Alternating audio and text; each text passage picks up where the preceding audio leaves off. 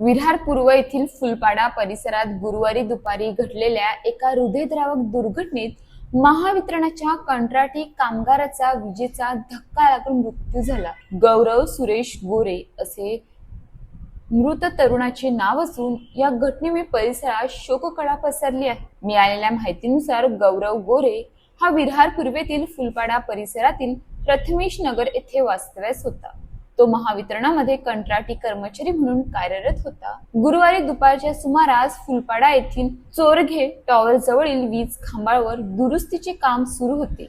यावेळी गौरव खांबावर चढून काम करत असताना अचानक त्याला उच्चदाब विजेचा तीव्र धक्का बसला। विजेचा झटका इतका जोरात होता की गौरवचा तोल जाऊन तो थेट खांबावरून खाली कोसळला।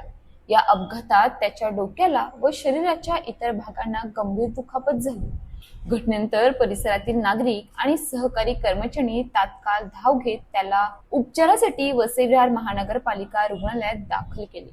मात्र डॉक्टरांनी शर्थीचे प्रयत्न करूनही उपचारादरम्यान त्याचा मृत्यू झाला। घटनेची माहिती मिळताच विरार पोलीस घटनास्थळी दाखल झाले।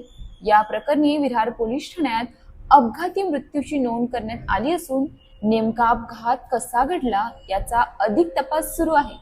काम सुरू असताना वीज पुरवठा पूर्णपणे बंद करण्यात आला होता का? सुरक्षेसाठी आवश्यक उपकरणांचा वापर झाला होता का? याबाबतही चौकशी केली जात असल्याची माहिती मिळत आहे।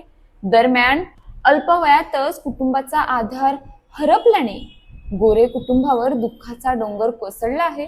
परिसरातील नागरिकांनीही हळहळ व्यक्त करत मृत कामगाराच्या कुटुंबाला योग्य आर्थिक मदत आणि न्याय मिळावा अशी मागणी केली आहे। वीज वितरण व्यवस्थेतील कंत्राटी कर्मचाऱ्यांवर जीव धोक्यात घालून काम करण्याची वेळ असल्याने अनेकदा समोर आले आहे। अशा दुर्घटना वारंवार घडत असल्याने सुरक्षेच्या उपाययोजनांबाबत प्रश्नचिन्ह उपस्थित होत आहे। वीज पुरवठा सुरळीत ठेवण्यासाठी जीव धोक्यात घालणारे हात अखेर सुरक्षेअभावी कायमचे थांबतात, हीच व्यवस्थेची सर्वात मोठी शोकांतिका आहे। प्रत्येक अपघातानंतर चौकशी होते, पण पुढचा बळी पडू नये यासाठी ठोस उपाययोजना कधी होणार?